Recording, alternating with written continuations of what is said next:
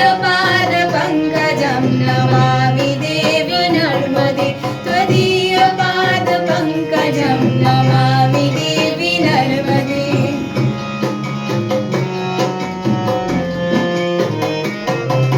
अलक्ष लक्ष लक्ष पाप लक्ष शारसायुधं तदन्तु जीवजन्तु तुन्तु भक्ति मुक्तिदायकं विरिञ्चि विष्णु शङ्कर सखीयनामो नर्मदे त्वदीयपादपङ्कजं नमामि देवि नर्मदे त्वदीयपादपङ्कजं नमामि देवि नर्मदे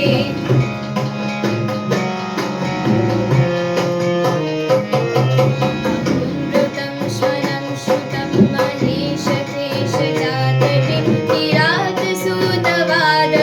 सुपण्डिते सखे नटे दुरन्तपापतापहारि सर्वजन्तुशर्मदे त्वदीयपादपङ्कजं नमामि देवि नर्मदे त्वदीयपादपङ्कजं नमामि देवि नर्मदे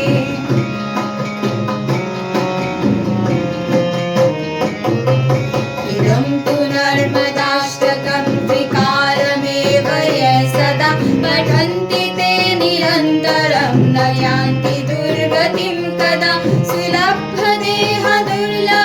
महेशधाम गौरवं पुनर्भवा नरा नैव लोकयान्ति रौरवम्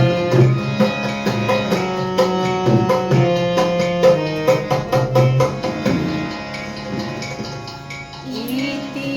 श्री शंकराचार्य